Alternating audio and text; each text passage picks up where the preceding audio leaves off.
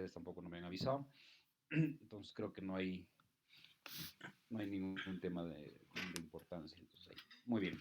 ¿Se logra ver la pantalla, Zoraida? Sí, doctor.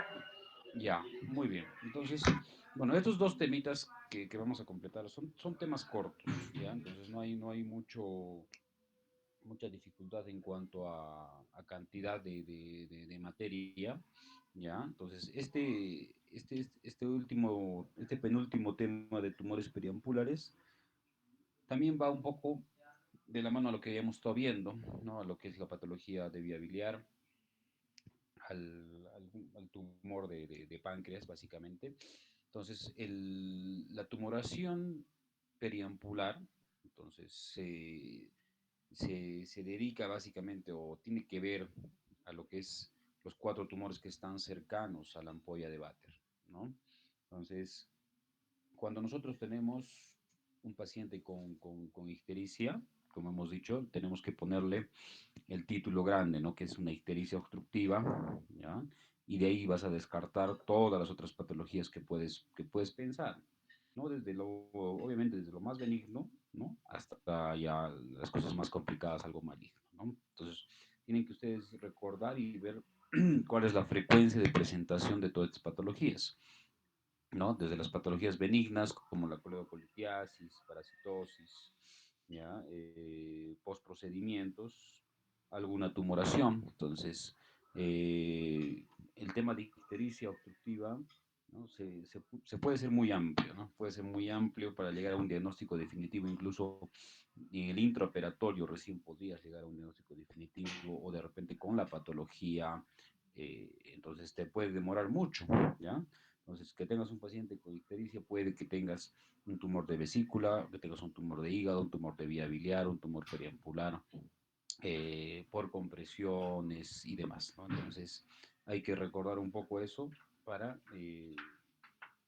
para tener en cuenta cuando tengamos algún paciente similar, ¿ya? Entonces, en esta patología de los tumores periampulares, van a tener similitudes en algunos casos y en algunos casos también va a haber unos detalles que nos van a hacer sospechar de uno u otro, ¿ya? Entonces, en general, todos estos son tumores malignos ubicados alrededor del sistema bacteriano.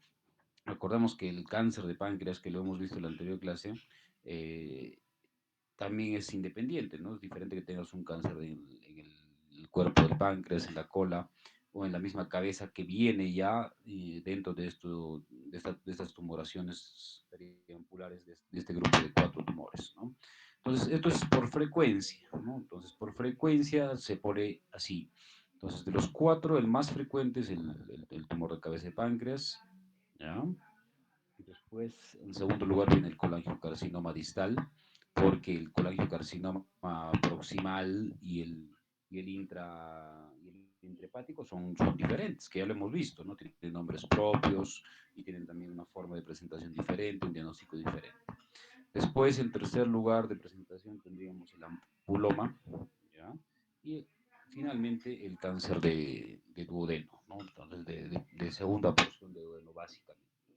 Las otras lesiones tumorales también se pueden manejar de manera aislada.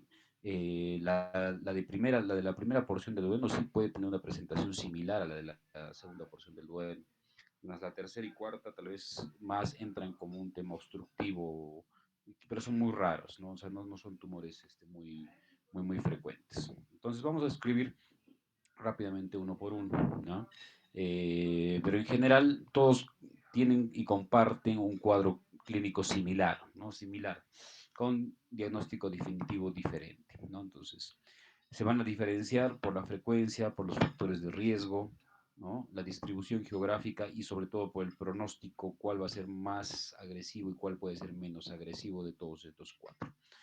En general todos comparten la ictericia, que es una ictericia alta, ya no es una ictericia tan baja como para pensar en una patología benigna. La baja de peso también, dependiendo de la presentación del cuadro clínico de la tumoración, pero casi siempre está constante en las lesiones periampulares. Dolor abdominal no es muy intenso, ¿no? A no ser que te haga un cuadro, pues ya de una colangitis, porque cualquier cuadros de estos cuatro tumores te pueden hacer predisponer a una colangitis, ¿ya? Hay coluria, prurito y ya tumoración abdominal, ¿ya? Entonces, esa puede ser la presentación. Puede que tengas todo, toda la clínica, o puede que tengas uno, dos, o que tal vez no, sea un hallazgo ya en la evolución del paciente por otro cuadro, ¿no? Entonces, a mí me ha pasado eso, un paciente que está en el hospital por otro cuadro, ¿no? Que no es el que estamos pensando ahorita, ¿no? Puede ser una neumonía, una infección urinaria, y después en el transcurso de la hospitalización recién se puede, digamos, sospechar de que está teniendo una lesión ya de base, algo mucho más crónico que tal vez ha pasado desapercibido por la familia, el pariente o el mismo personal de salud que ha visto al paciente, ¿no? Puede pasar, ¿ya? Entonces, ¿qué más? Acá vamos a tener aparte, signos y síntomas importantes, ¿ya? El tema de tumoración intraabdominal hay que tomarlo con mucho cuidado, o sea, hay que palpar bien a los pacientes, ¿no? O sea, examinar un paciente que tú vas a sospechar de un tumor periampular, ¿ya? Entonces, hay algunas lesiones tumorales, sobre todo cuando ya es algo muy avanzado que se puede palpar. Normalmente no se logra palpar por la misma posición que casi está en la zona pues, posterior y en algunos casos pues, ya yendo para el retroperitoneo las lesiones que van para atrás. Entonces, a veces se puede, sí, sentir una tumoración epigástrico contra el derecho, a veces no. El síndrome de Cobb-Terrier, que es una vesícula biliar palpable, ¿no? No dolorosa en cáncer de cabeza de páncreas, está, sí, en un buen porcentaje de los pacientes.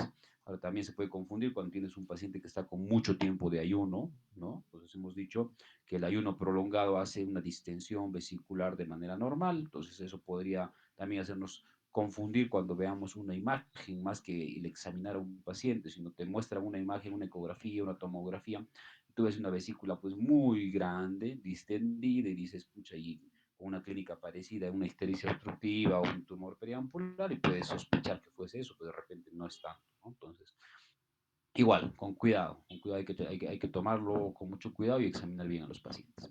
Hay adelgazamiento, hay anorexia, va a haber vómitos en algún proceso de la evolución de los pacientes, ya dependiendo del tiempo que tenga, sobre todo si va a ser un debut o ya una complicación como una obstrucción intestinal, podría ser.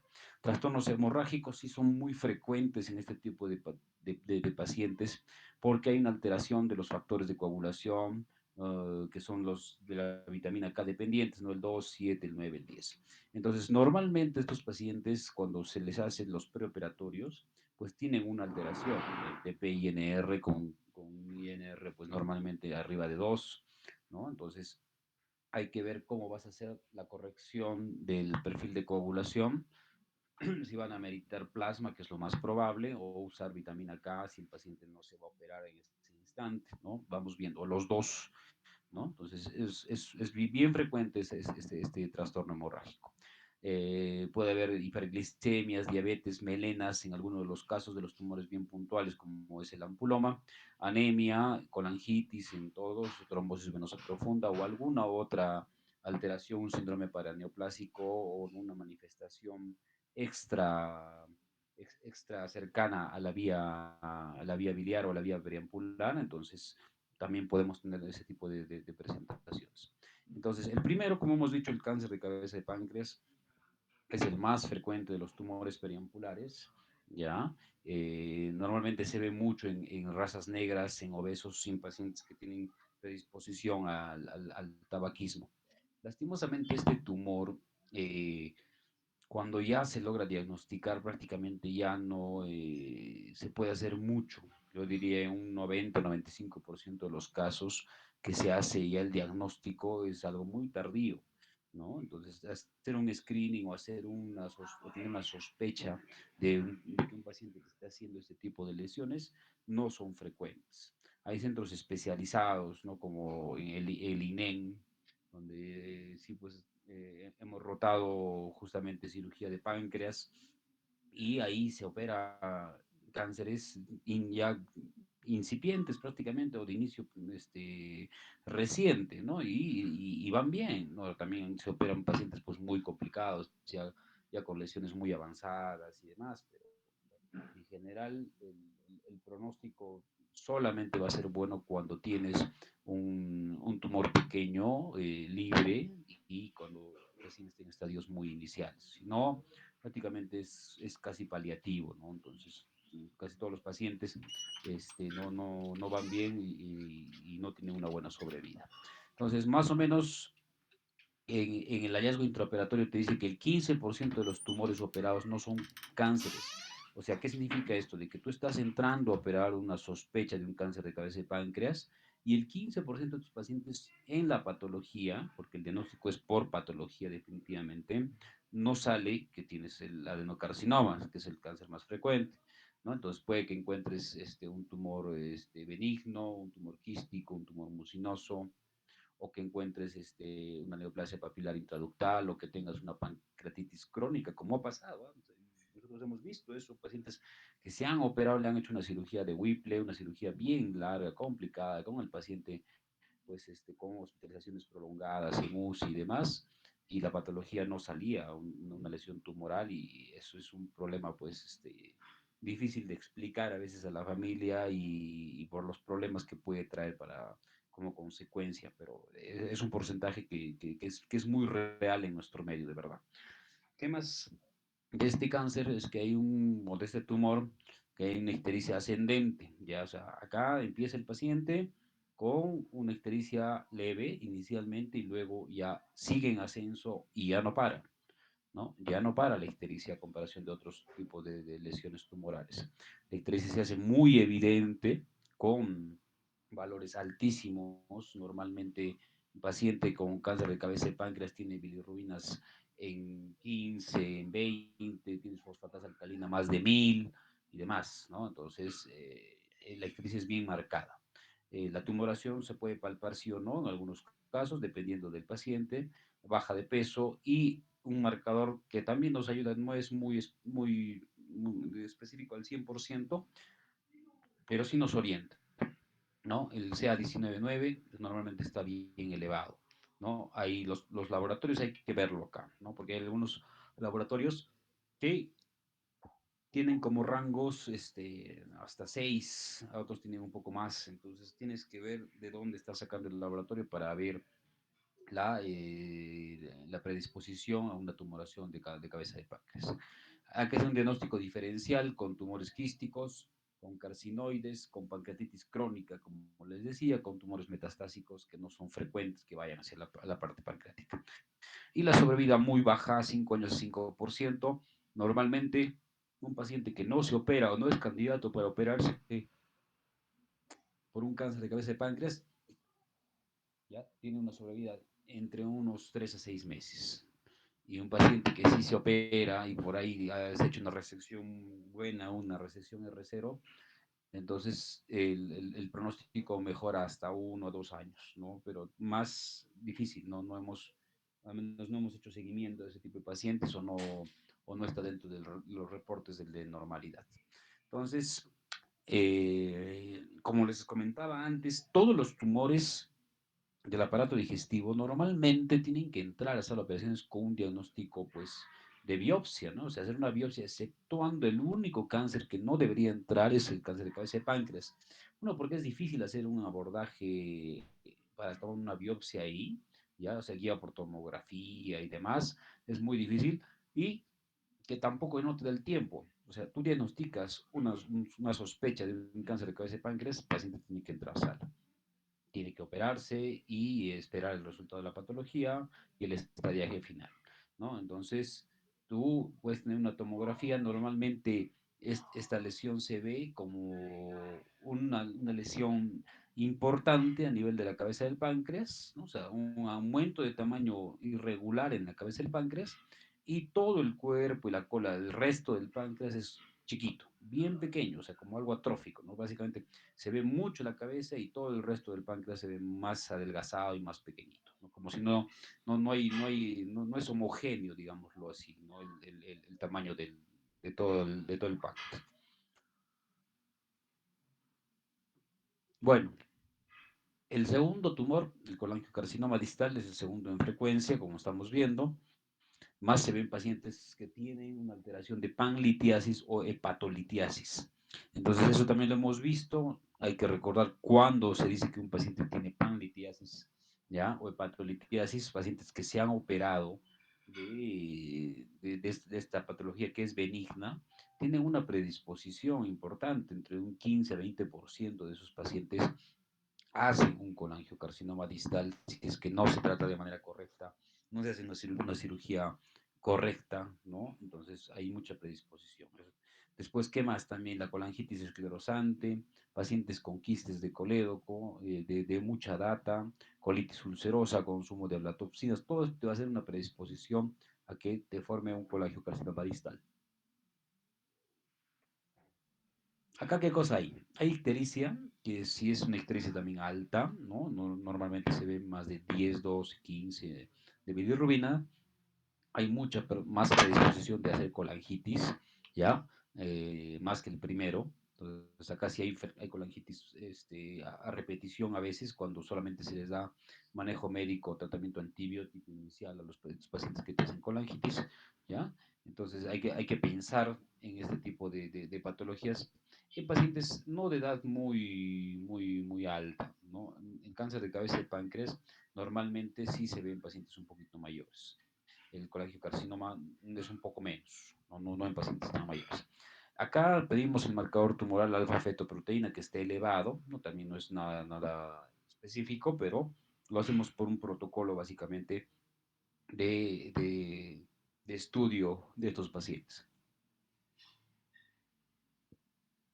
Tenemos que hacer un diagnóstico diferencial con cálculos enclavados y parásitos. Acá, como hemos visto en la patología de vía biliar, cuando tú tienes un cálculo enclavado en la papila, a veces es difícil de poder distinguirlo en una resonancia, por más buena que sea, a veces no se logra ver bien. Y si tienes, por ejemplo, un paciente de mediana edad, 50, 60 años, con ictericia muy alta, entonces te hace sospechar que puede ser un tumor, pero de repente es algo benigno también. Entonces la imagen normalmente se ve con una imagen en copa invertida, ¿no? Cuando es un cálculo o algo benigno. Cuando es algo maligno sí se ve en dedo de guante, ¿no? Y a veces hay una imagen también que se llama en punta de lápiz cuando hay otro tipo de lesiones o cuando hay una oditis, que también es algo benigno. Entonces hay que hacer un diagnóstico diferencial de este tipo de pacientes. Parásitos, que no es lo normal, pero también está descrito. Y la sobrevida sí es un poquito más, ¿no? A comparación del primero, 5 años el 30%. Acá lo que tenemos que hacer es un estudio sí muy específico, hacer una colangioresonancia, hacer una CEPRE diagnóstica, incluso lo que algunos recomiendan es que entran a endoscopía, entran a CEPRE para hacer un cepillado, ¿no? O sea, un cepillado de la zona y mandarlo eso para PAF y para biopsia. Y ahí tienes el diagnóstico definitivo. No siempre se hace, ¿ya? Pero eso es lo que más o menos te indican los, lo- las guías. Entonces, acá hay que recordar la diferencia de los tumores intrahepáticos, los tumores periliares y los tumores de vía biliar distal, ¿no? Que tienen otra presentación, otro diagnóstico y otro tratamiento. El tercero en frecuencia es el ampuloma. ¿Ya? El ampuloma es un tumor que no se ve mucho, ¿ya? Pero cuando haces un diagnóstico temprano, puede que vaya bien el paciente, ¿ya? Entonces, a veces el hallazgo es un hallazgo intraoperatorio o cuando hay sospecha muy clara de que hay una lesión tumoral cercana, se puede hacer algo bueno. Acá lo que se ve es una ictericia fluctuante, a diferencia de las otras dos. Entonces, ¿qué significa? Tienes un paciente que normalmente pues no tenía ictericia, luego empieza a ser una ictericia muy ascendente y luego baja la ictericia casi a la normalidad en algunos casos, ¿no? Luego de presentar melenas porque hay necrosis de la misma tumoración. O sea, acá hay un extremo, o sea, la lesión tumoral, ¿no? Llega a un límite de, digamos, de volumen de tensión en esa zona perilesional, peritumoral, se necrosa esa zona y empieza a desfacelarse el tejido. Se empieza a desfacelar y sangra ese tejido por consecuente y el paciente empieza una hemorragia digestiva alta, ¿no? Ya hace una hemorragia digestiva alta y la ictericia por consecuencia pues baja de sus parámetros normales y luego vuelve a subir en algunos casos, ¿no? Entonces es una ictericia en ondas fluctuante. Los marcadores tumorales no nos sirven, no son muy específicos para este tipo de lesión, pero hay que hacer diagnóstico diferencial igual con tumores benignos cercanos a la ampolla, leiomiomas, adenomas, algún quiste de meso, de mesenterio que tiene compromiso ya extrínseco, también se podría dar como sospecha, ¿ya? Pero no es frecuente. Y aquí la sobrevida sí es un poco más, ¿no? 5 años a 40%. Entonces, como se dan cuenta, es menos frecuencia, pero con mejor sobrevida en este tipo de pacientes a comparación de otros. Entonces acá necesariamente sí tenemos que tener una endoscopia clara, ¿no? Tenemos una endoscopia clara donde se ve pues una lesión en la ampolla evidente, ¿no? Algunos le mandan pues sí a sacar una muestrita de biopsia y luego se va viendo. Y en las imágenes normalmente se ve una vesícula distendida y un duodeno muy grande, ya con un colédoco también distendido, ¿no? Entonces, esas imágenes hay que tomarlas en cuenta cuando podamos revisar tomografías sobre todo. Y el último, que es el cáncer de duodeno, es el menos frecuente, ¿ya? De los cuatro que estamos viendo.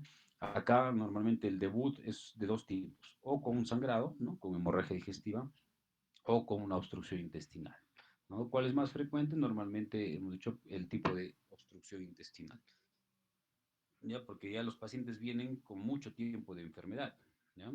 Mucho tiempo de enfermedad y ya cuando ya la lesión tumoral está obstruyendo prácticamente un 80, 90, 95% de la luz del intestino, recién pues hay un debut ya casi evidente de una obstrucción intestinal. Acá también los marcadores tumorales son poco específicos, ¿ya? Y el diagnóstico diferencial, básicamente con el adenoma y el tumor GIS, ¿no? Que es un tumor mesenquimatoso, con relativa frecuencia a nivel del estómago y del duodeno, ¿no? Entonces, también hay que verlo básicamente en la patología de estos pacientes. Y la sobrevida mucho más que los otros tres, como están viendo, a 5 años, el 50% más o menos de los pacientes, ¿ya? Entonces, hemos ido desde el más frecuente al menos frecuente, el más agresivo al menos agresivo, con la característica que podemos tener cada uno. Entonces, acá el cáncer de duodeno igualito, vemos, ¿no? Una vía biliar muy dilatada, un duodeno también puede ser dilatado y por endoscopía, pues lo vamos a evidenciar una lesión muy irregular, cercana a la papila. El tratamiento es quirúrgico de todo este tipo de pacientes. O sea, solamente no se van a operar cuando los pacientes, pues bueno, no sean tributarios, no pacientes muy ancianos, que estén postrados por algún problema neurológico, algún otro problema médico ya muy incapacitante, con un ASA pues prácticamente 3 4 o que la familia no desee, pues simplemente eso. Pero de ahí todo lo demás debería intentarse un tratamiento quirúrgico para mejorar el pronóstico de vida de estos pacientes. Entonces, la cirugía que se hace, seguramente ya lo hemos nombrado en algún momento y también lo han escuchado, es la cirugía de Whipple, que es la cirugía más compleja que hay a nivel de la cavidad abdominal, con elevada morbimortalidad, ¿ya? Solamente en tumores resecables, con una estancia hospitalaria larga, idealmente UCI, manejo nutricional postoperatorio muy importante. Entonces, acá, por ejemplo, hay centros en los cuales tú, al paciente que va a entrar a hacerse una cirugía de Whipple programada, pues entra muy bien estudiado, entra incluso con nutrición parenteral en algunos días, tienes que asegurarte que tengas una cama en UCI al menos para 1 o 2 días del posoperatorio para el monitoreo, tener todo lo necesario, sangre, materiales, insumos y demás. O sea, es una cirugía muy, muy larga. ¿Ya? Es más, una de las experiencias más, digamos, relevantes y complicadas que nos ha tocado a nosotros en la residencia es esto. Me acuerdo, hemos entrado a 8 de la mañana a entrar a una cirugía Whipple y hemos salido a las 9 de la noche. ¿Ya? O sea, 13 horas hemos estado haciendo una cirugía con un paciente, ¿no? Entonces, no es lo normal.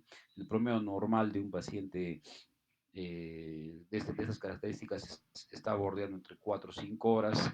Y en algunos centros ya que tienen mucha más experiencia, como el Almenara o el INEM, pues hacen un promedio de unas 3 horas, eh, más o menos, ¿no? Dependiendo si usa sutura mecánica o no usa sutura mecánica, si vas a hacer algún tipo de procedimiento agregado y demás, ¿no? Pero puede ser una cirugía muy, muy extenuante, y muy, muy difícil para el paciente en el postoperatorio. Mientras más tiempo el paciente esté, obviamente, sometido a un ventilador, a la anestesia y demás, o sea, es mucho más complicado para el paciente, para su recuperación, y mucha más morbilidad también para estos pacientes. Bueno, entonces, ¿cuáles son los pasos? Rápidamente, no es necesario que lo conozcan porque esto es un tema de especialidad totalmente, ¿no? Pero para que tengan un poquito de idea, ¿ya?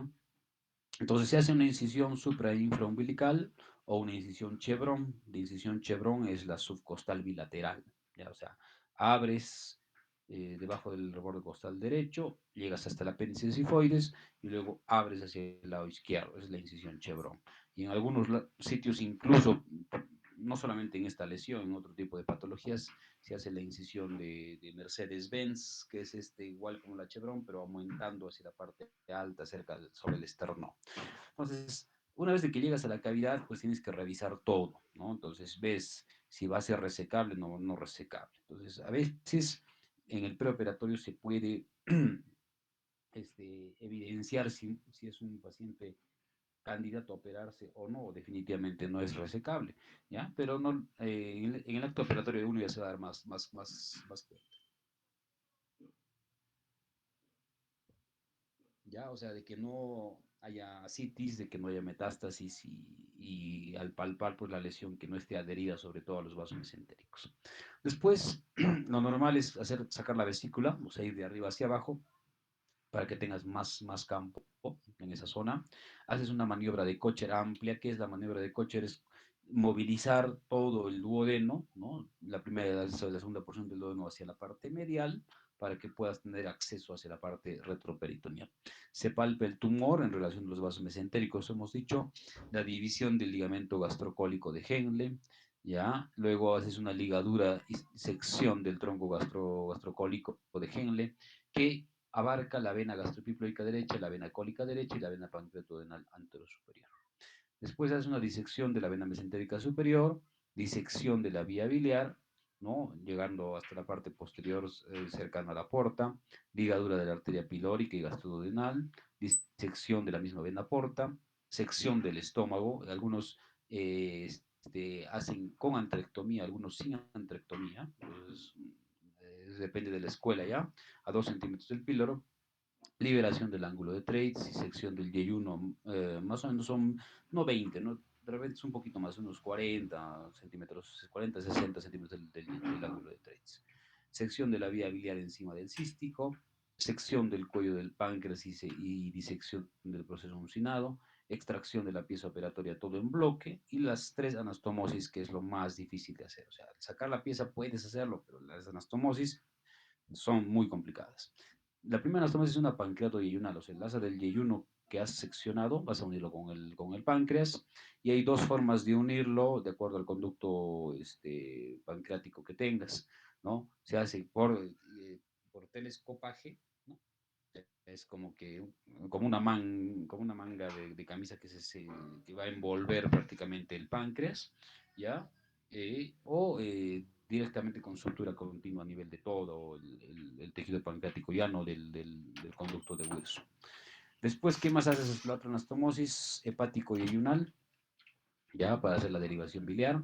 Y la última es la anastomosis gastroyeyunal para la alimentación del paciente. Y al final, colocación de drenes, que sí o sí se tienen que colocar, uno o dos drenajes, normalmente drenajes a presión negativa, como el tipo Jackson-Pratt o el Dren Blake, ¿no? Entonces, más o menos es así la imagen, ¿no? Ves la lesión tumoral, ¿no? Acá, haces la sección del yeyuno y llevas, después de que has sacado todo el tumor, llevas el asa hacia este lado y haces la primera anastomosis acá, la segunda anastomosis acá arriba y la tercera cuando ya el estómago se va a unir al intestino para poder alimentar. Algunos usan una asa o dos asas, ya depende también de la técnica quirúrgica de cada, de cada caso. Entonces, hay cuatro criterios de irresaqueabilidad, o sea, que no se va a poder operar el paciente, o sea, no hacer una cirugía pues definitiva. Si no se puede hacer una cirugía definitiva, se hace lo que hemos visto ya, ¿no? Una derivación, o un bypass, hepático y ayuno, básicamente, para que no haya obstrucción de esa zona, ¿ya? O para que el paciente pueda comer, ¿no? Básicamente una gastroentero, ya lo último es una gastroenteroanastomosis, cuando ya es un tumor pues, que no se puede ni siquiera mover o no hay pronóstico para que el paciente pueda comer un poco. Entonces, cuando hay carcinomatosis, ¿no? Que significa que hay mucha ya diseminación tumoral a nivel de todo el espacio peritoneal, ya no es quirúrgico, metástasis hepática, extensión al retroperitoneo, compromiso de la arteria mesentérica superior. En algunos casos, incluso cuando hay un compromiso de la vena mesentérica superior parcialmente, sí intentan hacer una resección. ¿Ya? Pero cuando ya está comprometida la arteria ya no hay forma, o sea, ya el pronóstico malo, no tendría ningún sentido. Alguna vez hemos visto que han usado una prótesis, ¿no? Una prótesis de la vena, para la vena mesentérica superior por compromiso de este tumor, pero también no les fue muy bien en ese tipo de intervenciones quirúrgicas. Y el tratamiento paliativo no es lo que estamos conversando y hemos visto también, derivaciones biliodigestivas, drenaje endoscópico, ¿no? Para vaciar básicamente la vía biliar, drenaje transparente hepático, que sí se usa mucho, no se ha guiado por ecografía o tomografía, colocarle un stent, un catéter hepático para que el paciente pues baje toda la ictericia que tiene y todas las complicaciones que puede traer el tener una ictericia muy marcada, ¿ya? Y el manejo del dolor, básicamente en pacientes pues que ya no se puede hacer mucho, con infusión de fentanilo, parches de lidocaína, usar Transtex, usar alcoholización del tronco celíaco, que es ubicar básicamente con una incisión el tronco celíaco y colocar una sustancia para bajarle el dolor o anestésicos en la misma zona del tronco celíaco. ¿Ya? Entonces, normalmente cuando toca a un paciente de estas características, pues sí, es de un diagnóstico ya muy avanzado, ¿ya? Y el pronóstico no es nada bueno, ¿ya? No es nada bueno en este tipo de pacientes. Bueno, a ver, vamos a seguir con el segundo tema rápidamente. Este es un poquitito tal vez un poquito más largo. ¿Se logra ver la pantalla, Zoraida? Sí, doctor. Sí, doctor. Ya, ok. Bueno, igual este tema de vaso con algunos de los grupos hemos podido discutir algo. No es una patología muy frecuente, ¿ya? No hay mucho tema, digamos, en nuestro medio, ni en los centros especializados, exceptuando las lesiones muy raras de tumores, de quistes, de vaso y de patologías muy puntuales que se ven en los congresos, ¿no? Como el tema de esplenectomías por alguna causa, por necrosis, por infartos, por infarto de altura, ¿no? Isquemia de altura de vaso, por algunas patologías hematológicas que también han visto. Entonces, no es frecuente, ¿no? El tema de trauma sí se tiene que manejar un poco más, porque si es cuando hay trauma abdominal, como ya hemos visto en las primeras clases, hay mucha predisposición a lesión del vaso, entonces hay que conocerlo a comparación de otros órganos, ¿ya? Bueno, entonces sabemos por anatomía que está localizado en el hipocondrio izquierdo, ¿no?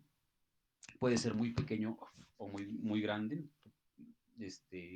promedios del peso entre 28 gramos hasta 9 kilos reportados, ¿ya? Y va a aumentar con la presión abdominal, aumenta después de las comidas o disminuye después del ejercicio.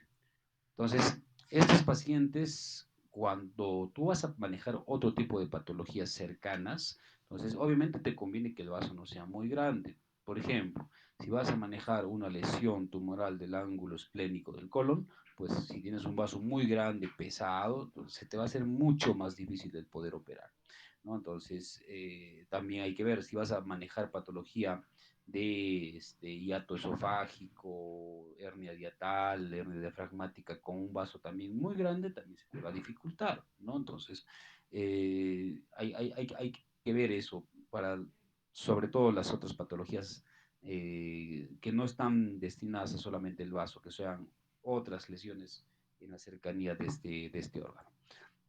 Más o menos mide 5 centímetros de ancho, 14 de largo, 3 centímetros de espesor, el peso es unos 200 gramos en promedio, tiene una forma de cuña o medio triangular en algunos casos o tetraédrico, ¿ya? Está muy relacionado con la parte alta, con el diafragma, medialmente con el estómago,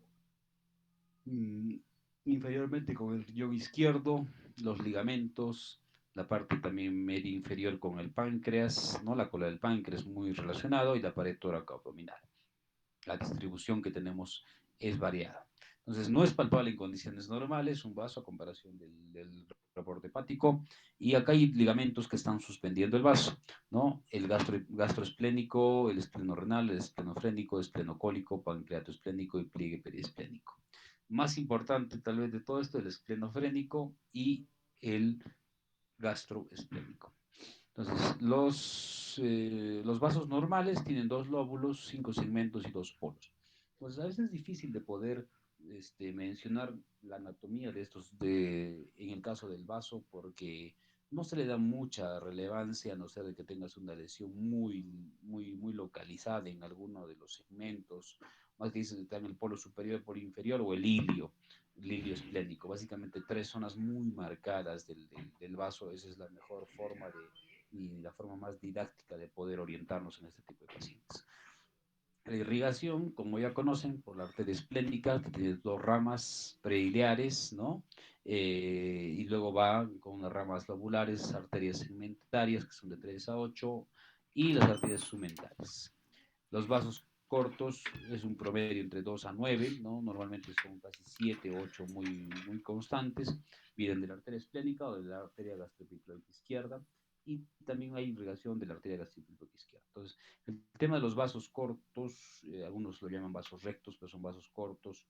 Eh, Mientras más vasos cortos tengas tú, obviamente se te va a hacer más difícil la disección para poder ubicar el ilio esplénico en casos de trauma, en casos de cirugía bariátrica y demás.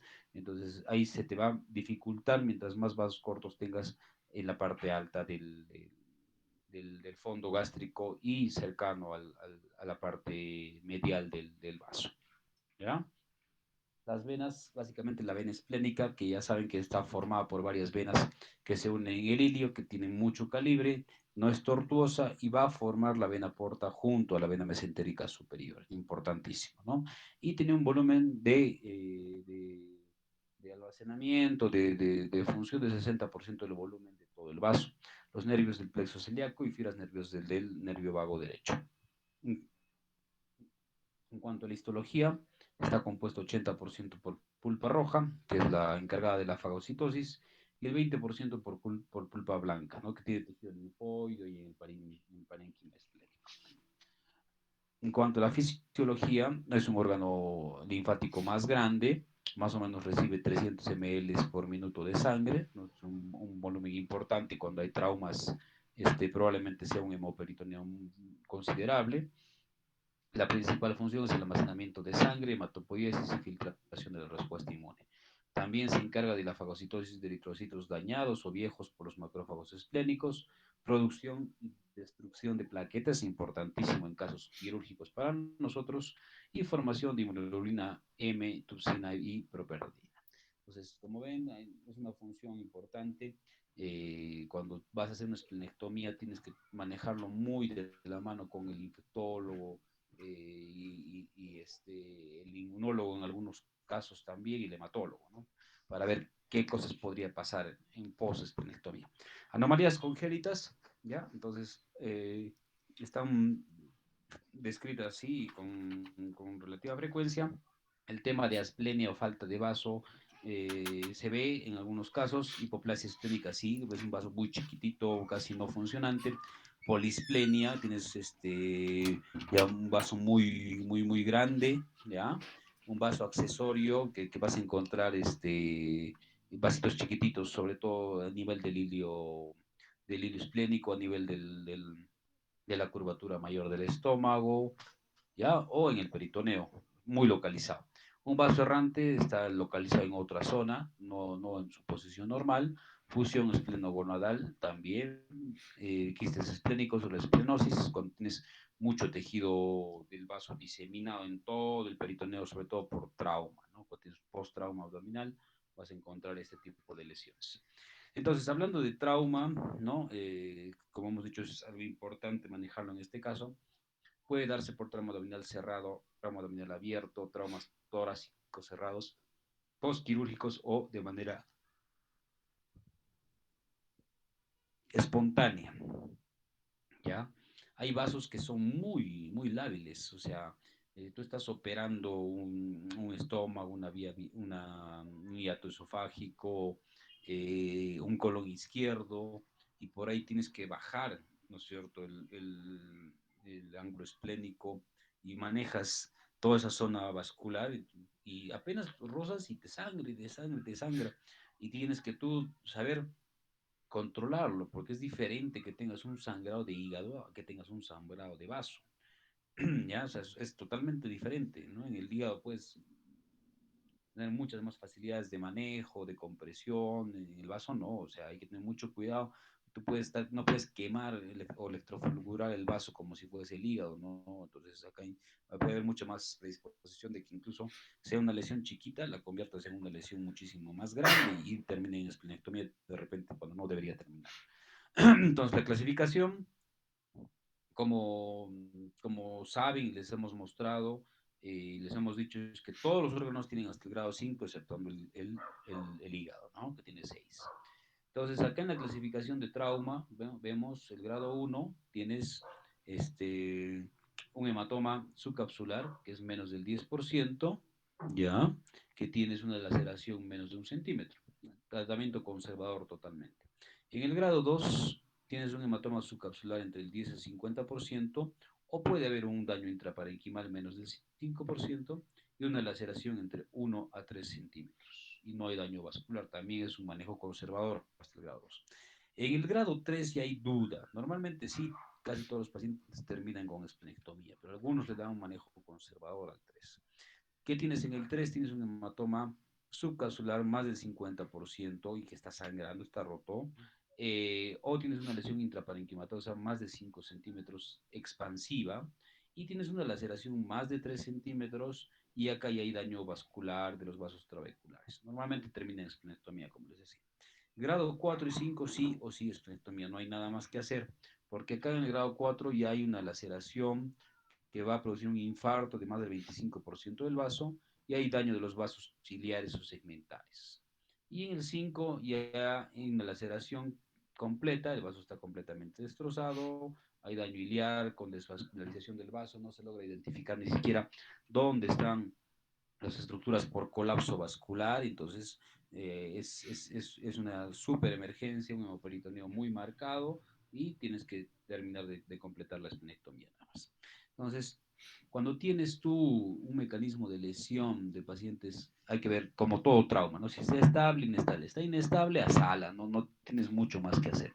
Si tienes un paciente estable, podrías aún todavía manejarlo y monitorizarlo de alguna forma, ¿no? Entonces, si tienes una energía elevada de trauma, tienes que ver cómo están las plaquetas, cómo está su hematocrito para hacerle o no transfusión y el monitoreo de tus pacientes. Ves, si tienes un hemoperitoneo evidente, como un par de veces que nos ha tocado pacientes con trauma abdominal cerrado, le hacemos una punción con una jeringa a nivel de la fosa ilíaca izquierda y sacamos si hay sangre, ya es porque hay muchísima más sangre en toda la cavidad, entonces tienes que entrar a hacer la operación. Haces una laparotomía ¿ya? Y si tienes una lesión biliar en el hilio esplénico, sacas el vasoesplenectomía. Si tienes una lesión básicamente en el parénquima, puedes poner un par de puntos o colocarle sustancias coagulantes como hemocolágeno, surgicel y una compresión parcial. No se deja packing en el vaso. Algún colega hizo eso, dejó packing en el vaso y no servía para nada porque seguía sangrando el vaso. Y si es una lesión no sangrante, bueno, pues no solamente observación y manejo nada más de este tipo de pacientes. ¿Ok? Entonces, la ruptura puede ser en trauma aguda, es una hemorragia inmediata en 90% de los casos, o tardía con un intervalo de días a semanas en 10% de los casos. No es lo frecuente, o oculta. Puedes lesionarse la cápsula, el parénquima o el hilio. En general, lo que más se ve es una lesión de cápsula y de parénquima. Para que haya una lesión del hilio, tiene que haber un mecanismo muy intenso y un paciente pues, con una debilidad tóraco-abdominal muy importante. La clínica va a depender de la gravedad y de la hemorragia, obviamente, ¿no? Y normalmente hay taquicardia, hay hipotensión, el paciente está chocado, hay dolor abdominal en la parte alta, dolor de hombro, que es el signo de Kerr, por irritación del diafragma, ¿ya? Matidez fija en el hipocondrio izquierdo, que es el signo de Balance. El diagnóstico, ¿no? Hacemos un diagnóstico laboratorial, como todo trauma, vemos que tienes un hematocrito disminuido, radiografías podías tener para descarte de otras patologías, ¿no? El diafragma izquierdo está elevado, inmóvil, hacer un diagnóstico diferencial, ¿no? Con infarto esplénico de altura o con una parálisis diafragmática que también se puede ver. Ecografía para ver el líquido libre y tomografía casi sí o sí en todos los pacientes con trauma abdominal cerrado. El tratamiento, ¿no? Dependiendo compresión manual y packing momentáneo, ¿no? Dices, no puedes dejarlo el packing como en el vaso 2, 3 días y de ahí volver a entrar, no. Electrofulguración con cauterio o argón, si tuvieses argón plasma en ese momento es muchísimo mejor para poder contener el sangrado. Y los usos de hemostáticos que ya los hemos visto, los hemos conversado, como es el hemocolágeno, el surgicel, muchísimo más el surgicel multifilamento o el que tiene una estructura mucho más rugosa para lesiones vasculares. Y en otros casos, rafía, ¿no? Cuando tienes una lesión que se puede intentar suturar con Vicryl Catgut, pero la verdad nosotros cuando hemos intentado alguna vez, sí, pues el tejido se desgarra mucho más y te sangra mucho más y creo que la rafía no está bien indicada, ya no debería estar indicada.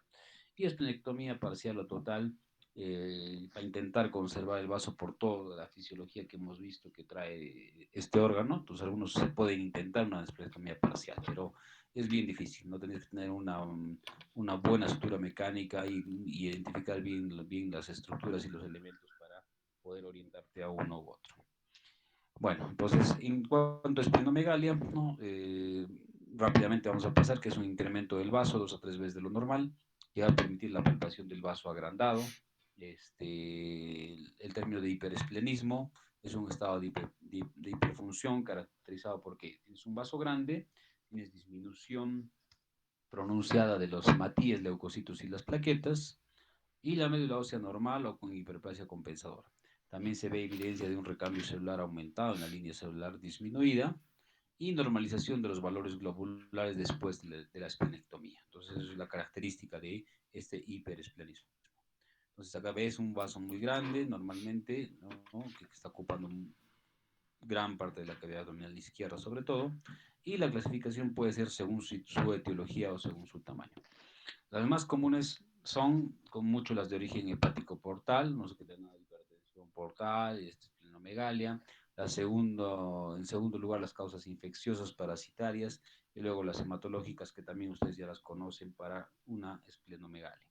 Entonces, según los tamaños, pues una esplenomegalia muy grande, que es una esplenomegalia evasiva, normalmente se ve en pacientes que tienen leucemia mieloide, en quistidatídico, en leucemias, talasemias, esplenomegalia de tamaño mediado, hipertensión portal, hepatitis, policitemia, abscesos, amiloidosis, sarcoidosis, esplenomegalia de tamaño menor, causas infecciosas agudas como tifoidea, brucelosis, endocarditis, paludismo, trombocitopenia esencial y otras causas.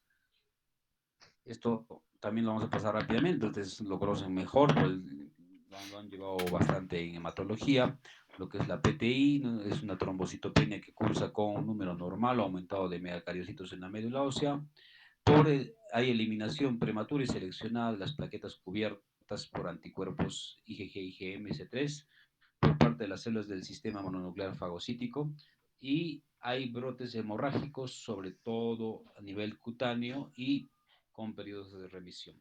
A nivel cutáneo, de mucosas, sangrados, petequias, hemorragias constantes, hematomas y luego calma todo este periodo de sangrado que se logra ver evidentemente en estos pacientes. Estos pacientes tienen el TP prolongado, tienen fragilidad capilar, tienen anticuerpos plaquetarios y sabemos que la vida media de las plaquetas va a ser mucho más baja de las normal, que son 10 días. Entonces acá las plaquetas duran 1 o 2 días, hay un recambio mucho más rápido en este tipo de pacientes. El tratamiento inicial siempre es médico, ¿no? Corticoides a dosis altas, inmunosupresores y ya después se hace una programación de una esplenectomía. Entonces, normalmente nosotros nos avisa el hematólogo, el internista en este tipo de pacientes, cuando ya le han dado todo, ¿no? Le han hecho pulsos de corticoides a grandes, en sesiones continuas, tienes un perfil hepático muy alterado y demás, entonces ya no da más el tratamiento médico en estos casos. Ante recaída de trombocitopenia se va a hacer esplenectomía igualito, o sea, por más tratamiento médico y sigue con plaquetas bajas, hay que hacer una esplenectomía programada. El tema de las plaquetas, como han visto, en el acto quirúrgico, nosotros lo que nos sirve es hacer la transfusión intraoperatoria, no en el preoperatorio, porque las plaquetas pues no van a subir en ese momento. Entonces, pedir un pool de plaquetas un poquitito antes de empezar la cirugía es lo mejor, ¿no? Y un 70% de los pacientes van a normalizar los valores después de hacer una esplenectomía. Ante el fracaso de una esplenectomía hay que usar prednisona de manera prolongada y con todas las consecuencias de corticoterapia crónica que ustedes ya las conocen. Otras patologías que también van a terminar en probablemente esplenectomía es la PTT, anemias hemolíticas como anemia hemolítica congénita, esferocitosis, talasemia mayor, anemia hemolítica autoinmune. Estas anemias hemolíticas van a dar gran predisposición a la formación de colelitiasis en menores de edad. O sea, para eso nos sirve ese estudio en este tipo de pacientes. Entonces, tienes pacientes que ya sabemos cuál es la predisposición, la formación a cálculos en la vesícula biliar y por qué se forman, pero si tienes un paciente muy joven, ¿no? Adolescente, niños, que tienen cálculos, entonces no es normal. Entonces tienes que pensar que el paciente tiene una anemia hemolítica y te está dando esa predisposición a la formación de cálculos. Neutropenia esplénica, cuando tienes menos de 2.000 leucocitos, el síndrome de Felty, que va a incluir artritis reumatoide, neutropenia esplénica y a veces esplenomegalia. En cuanto a los tumores esplénicos, ¿no? Tienes varios, ¿no? Como quistes esplénicos verdaderos o los que no son verdaderos, los pseudoquistes. En cuanto a los verdaderos o quistes verdaderos primarios, ¿no? Tienes parasitosis a la hidatidosis, porque es frecuente, hepático esplénica, no parasitarios, el quiste congénito de vaso, quiste neoplásico, epidermoide, el dermoide, el hemangioma, el linfangioma. En cuanto a los pseudoquistes, son secundarios normalmente a trauma, a lesiones, a pancreatitis, a hemorragias o infartos secundarios que te van a dar estas lesiones quísticas. Acá, por ejemplo, tienes una tomografía donde se ve una imagen quística en un vaso grande, ya con una pared muy calcificada, ¿no? Entonces, no hay más que sacar el vaso, o sea, no puedes sacar solamente la lesión quística ante la sospecha de que puede ser algo maligno. El absceso esplénico se debe en 75% a diseminación hematógena, ¿no? Entonces tienes otra lesión, evidentemente hubo un absceso, un foco infeccioso en otra zona, y por vía hematógena se localiza en el vaso.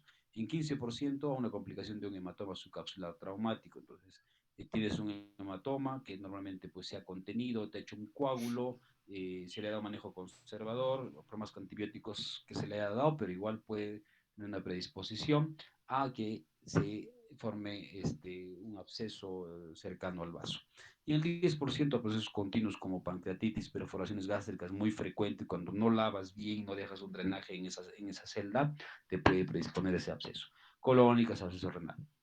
la clínica hay dolor abdominal leve, hay fiebre, hay leucocitosis, malestar general y en las imágenes pues se logra ver una colección muy importante. El tratamiento, hay que hacer un drenaje percutáneo, si es que es mayor a 2 centímetros se podría hacer, porque si es muy chiquito ya el abordaje es más difícil por sangrado. Y el drenaje normalmente se hace de manera quirúrgica, más esplenectomía, cuando tienes ya un absceso ya consolidado, muy grande que no se va a reabsorber simplemente con la aspiración. Otras tumoraciones en el vaso, raras pero descritas: aneurisma de la arteria esplénica, oclusión de la vena esplénica, tuberculosis, sarcoidosis, lupus y demás. En cuanto a los tumores sólidos, ¿no? Son raros, menos del 1%, malignos más comunes como el linfoma o el angiosarcoma, y otros como el hemangioma, linfangioma, metástasis, son muchísimas más raras. Y los tumores primarios linfoides, ¿no? Pueden ser el linfoma Hodgkin y el no Hodgkin, o los no linfoideos, que también están dentro de los tumores sólidos del vaso. Normalmente puedes encontrar en estas lesiones tumorales una gran lesión tumoral única o múltiple, bien definidas, hipoecoicas, ¿no? No están captando el contraste en esa zona, con síntomas inespecíficos: fiebre, baja de peso, esplenomegalia, dolor hipocondrio derecho o sudor nocturno. En cuanto a los tumores secundarios, ¿no? Normalmente pues de metástasis de melanoma, metástasis de mama, metástasis del pulmón, ¿ya? ¿Qué más? Puedes encontrar rareza de metástasis esplénica por características mecánicas de la anatomía esplénica, porque el flujo constante de la sangre, como hemos dicho, tiene un volumen de 300 ml, es alto por la contracción esplénica, la misma ubicación, el ángulo de la arteria esplénica en su mismo origen, ausencia de vasos linfáticos aferentes, y también no hay mucha metástasis porque el vaso puede tener un efecto inhibitorio sobre el crecimiento de las células cancerosas, ¿no? Ya hablando de la esplenectomía, ¿no? O sea, sacar el vaso en su totalidad normalmente, pues puede darse por ruptura esplénica de todas las causas que podemos ver: afección inflamatoria como la malaria, mononucleosis, hepatitis, brucelosis, tuberculosis, sarcoidosis; por afectaciones hematológicas como la policitemia, hemofilia, tratamientos anticoagulantes; por neoplasias hematológicas como la leucemia, linfomas, metástasis pulmonares; y otras causas menos frecuentes: pancreatitis, infartos esplénicos, esplenomegalia congestiva; en el embarazo el síndrome de HELP, que ya lo van a ver en ginecología, que es una complicación de la preeclampsia; ya lo último, no tiene un paciente con hipertensión inducida por la gestación no controlada, con hemólisis, alteración del perfil hepático y plaquetopenia. Normalmente estos pacientes terminan con packing, por ruptura hepática esplénica, en packing hepático y con esplenectomía; infarto por altura, que lo vamos a ver ahorita. Entonces, este tema de infarto por altura es un tema relativamente nuevo, ¿no? Hay algún colega que ha hecho pues una presentación de una casuística de más o menos unos 30 pacientes que tenía operadas por este tipo de patologías, pero en general no es tan frecuente, no es una patología rara que está en aumento recién por la cantidad de turistas y demás que venían hacia la ciudad. En pacientes que llegan a la ciudad de altura por primera vez está descrito, ¿no? O sea, tienes que ascender a una ciudad de más de 2.500 metros sobre el nivel del mar y te puede dar esta predisposición a esta lesión. Más frecuente en pacientes de raza oscura, y la clínica es variada, pero normalmente se puede confundir con un problema respiratorio, y más en estos tiempos. Igual un paciente que recién llega a la ciudad, ¿no? Entonces llega en vuelo y tiene problema respiratorio, puede decir, pues siente un edema agudo de pulmón o tiene alguna otra lesión pulmonar sobre todo. Estos pacientes tienen dolor abdominal en hipocondrio izquierdo, que no es tan intenso, leve moderado, dificultad respiratoria y palidez, puede haber anemia, malestar general, náuseas, vómitos y fiebre. La hemoglobinopatía es la causa, es un desorden hereditario resultando de una mutación en el gen beta que se expresa con la sustitución de un aminoácido en la cadena beta de la globina. Entonces, esta es la causa de la formación para que el paciente tenga una predisposición a un infarto esplénico, ¿no? O sea, una alteración en el tipo de hemoglobina S. ¿Y qué hace? Que los glóbulos rojos, los eritrocitos, tengan no la forma pues, de de disco bicóncavo, ¿no? Que tengan una forma de media luna, se hacen mucho más chiquitos y la forma varía en este tipo de pacientes por la alteración de la hemoglobina. Se pueden presentar como tres formas, ¿no? Como infarto agudo, ¿ya? Que es lo más frecuente, un focal no complicado, como un infarto masivo, es un compromiso más del 50% del parénquima, que sí es una emergencia para una esplenectomía, o un infarto con una disrupción capsular, es algo más, más leve, digamos, porque está totalmente localizado normalmente en el polo superior. Diagnóstico, puede ser con la clínica, la sospecha que puedes tener en este tipo de pacientes. Vas a hacer todos los exámenes de rutina, pues hemograma, perfil de coagulación, orina.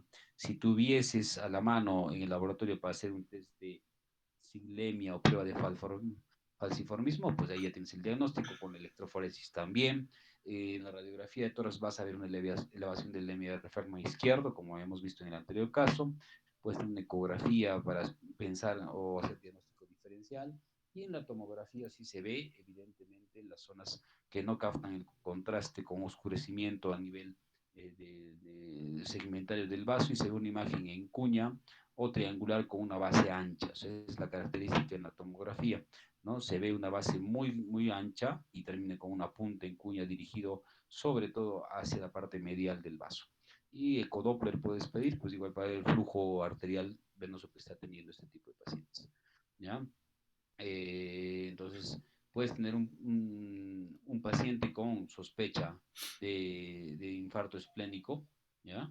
Entonces, tienes que pedir una tomografía, ¿ya? Entonces, acá hay una tomografía, no sé si va a leerla, no sé si se va a ver, creo que no está corriendo, no sé si al final lo podemos poner, ¿no? Con alguno de los grupos hemos visto esta tomografía, en la cual se podía evidenciar una zona de isquemia, de necrosis muy marcada en casi todo el vaso, ¿no? Entonces, no son casos frecuentes. Nosotros hemos visto 2 casos nada más en estos más de 4 años que estamos acá, 4 años y medio en el Cusco.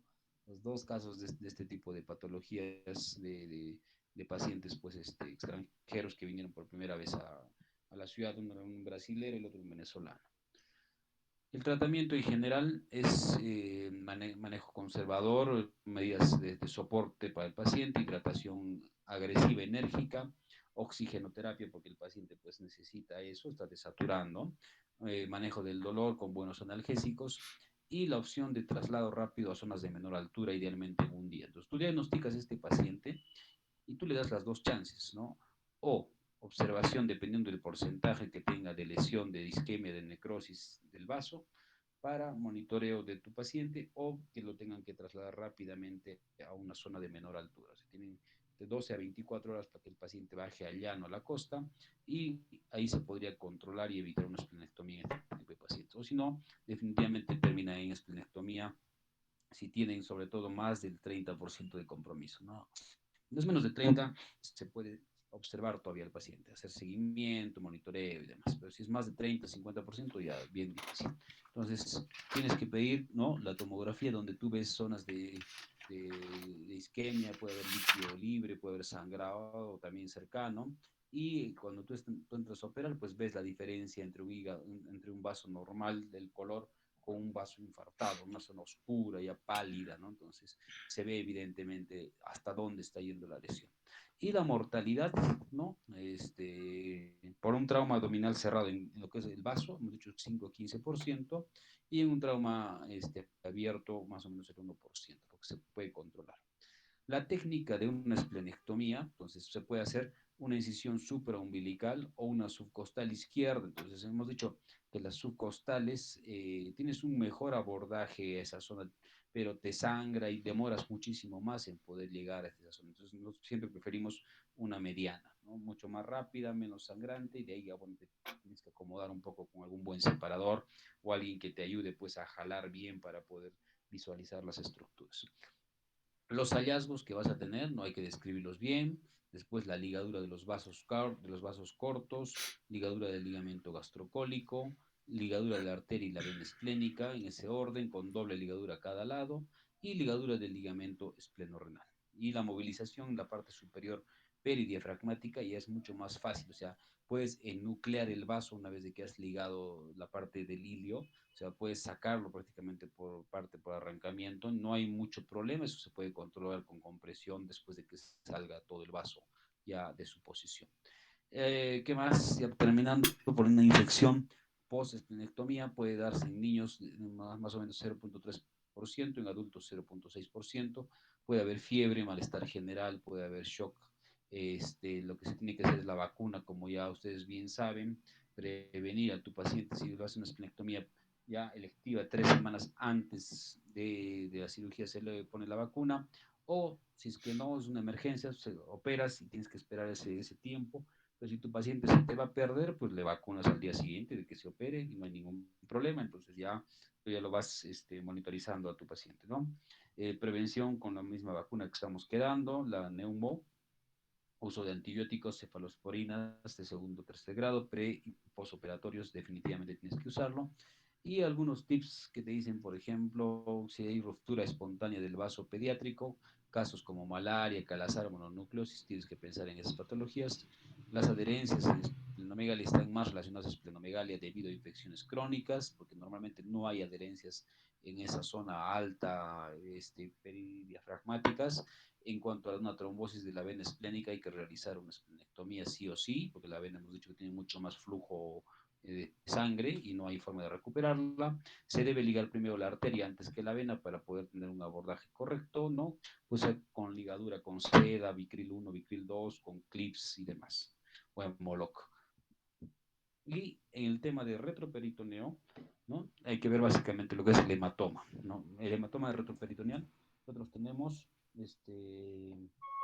tres zonas en el retroperitoneo, ¿no? Entonces, la zona 1, la zona 2 y la zona 3 hay que verlas. La zona 1 es la zona medial, ¿no? O sea, acá en el centro de la parte retroperitoneal, que se va a dividir en supramesocólica o inframesocólica. Entonces, acá no se hace una exploración. Cuando tienes un trauma en esa zona, no puedes explorar porque están los grandes vasos, simplemente es observación del paciente. La zona 2 están en los flancos, acá flancos, zona 2 derecha y zona 2 izquierda, en los flancos. Acá encuentras las estructuras perirenales, paraduodenales o pericolónicas. Acá si tú encuentras un hematoma en esa zona retroperitoneal, sí tienes que explorar, o sea, abrir la cápsula, abrir el hematoma, hacer una maniobra de Catelo, una maniobra de Mattox para poder levantar las estructuras y visualizar el hematoma. Y en la zona 3, que es pélvica, normalmente tampoco no se explora, ¿no? Entonces, se observa en ese momento, pero también se ha visto que hay lesiones en esa zona de retroperitoneo que sangra mucho los vasos sacros y tendrías que hacer un drenaje presacro, un packing pélvico para comprimir una lesión, sobre todo de la arteria hipogástrica o las arterias sacras que están por esa zona. Ya culminando, cirugía de mano asistida, bueno, es cuando tú haces una cirugía laparoscópica, pero ya con ayuda de un gel por, o sea, que es un sistema en el cual haces un pequeño cortecito y haces un expansor con un gel por el cual tú puedes introducir otra pinza o la mano para poder ayudarte, ¿no? Entonces tienes todas las ventajas de la laparoscopía que vas a ver de manera magnificada con un pequeño corte y la manipulación, tal vez la cirugía puede ser mucho más rápida. Y ahora, ventajas sobre la laparoscopía es eso, ¿no? La sensación táctil que tienes para mejorar la coordinación motora y sensación de profundidad, que no la tienes con una laparoscopía simple. O sea, el tema de tocar ya un órgano, una estructura, pues tú ya es diferente cuando tienes una mano metida ahí, ¿no? Puede haber menor tiempo operatorio, menor posibilidad de lesiones por trócares o por agujas, menor contaminación de la pared, control del sangrado, se puede, ¿no? Entonces, a veces hay las conversiones que hay de cirugía laparoscópica a cirugía abierta puede ser por causas mecánicas, por lesiones y demás. Entonces eso se podría evitar con una lesión de mano asistida, que más o menos es esto, los modelos del HALS, ¿no? Entras, ¿no? a la cavidad abdominal con un corte de unos 3-4 centímetros que después se va a dilatar por el sistema mismo y entonces tú ya tienes esa sensibilidad de poder estar tocando lo que tú estás operando por cirugía laparoscópica. A algunos no les gusta, entonces, por ejemplo, incluso el colmo o el límite es de las dos manos, ¿no? Entonces, pones una óptica y estás operando con las dos manos adentro, pues, ya, mejor haces una cirugía abierta, ¿no? Si tú vas a sumar las dos incisiones que tienes acá más el de la cámara, pues ya te hacen prácticamente una incisión de un tamaño ya casi normal y no tendría mucha relevancia, ¿ya? Ok, muy bien. No sé si alguien tiene alguna duda o comentario de estos dos temas cortos que hemos visto ahorita, chicos.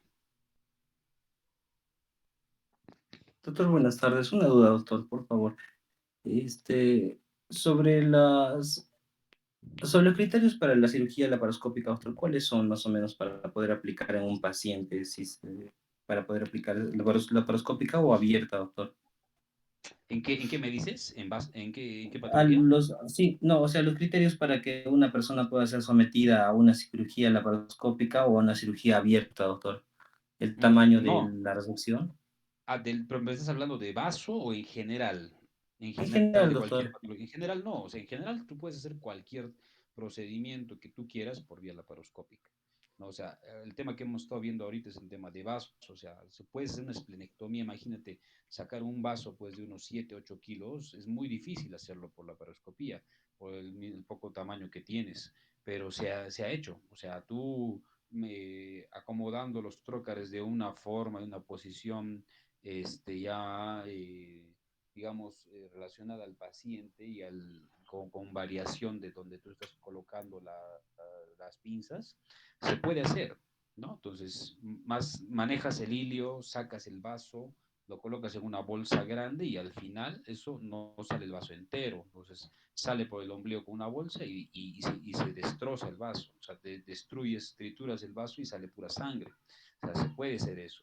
Igualito en otras patologías tumorales o lo que tú quieras, o sea, todo se puede hacer por cirugía laparoscópica, o sea, se puede intentar. Hay ya los criterios de no intentar cirugía laparoscópica, creo que ya lo hemos estado viendo en algunos temas, algunos otros casos de pacientes muy puntuales, no pacientes que no desean la cirugía, que no van a tolerar el neumoperitoneo por problema ventilatorio, por hipertensión intraabdominal, que veas que va a ser una cirugía muy compleja, muy larga y hacer una cirugía laparoscópica también no le va a beneficiar al paciente y otras más, ¿no? O sea, son casos muy puntuales, pero en general todo se puede hacer por laparoscopía, no habría algo así exceptuando, ¿no? O sea, una obstrucción intestinal ya muy grave, un vólvulo de esos, no te vas a meter pues por laparoscopía, ¿no? Entonces, ya tienes que hacer una cirugía abdominal abierta rápida. Si tu paciente está mal, tampoco no te vas a meter a hacer una cirugía laparoscópica. ¿Alguien más? Gracias, doctor. ¿Alguna otra duda más, chicos? Doctor, sí, disculpe, después de una cirugía de Whipple, como le estábamos Sí. viendo en el Ujú. tumor periangular, ¿qué Ya, cuidados tenemos que darle al paciente, doctor? muchos. O sea, mira, normalmente estos pacientes, como les comentaba, entran incluso a una unidad especial. O sea, estos pacientes entran bien preparados con una albúmina mínimo de 3 para arriba para poder operarse. Ya entran con catéter venoso central, entran con sonda Foley, con sonda nasogástrica.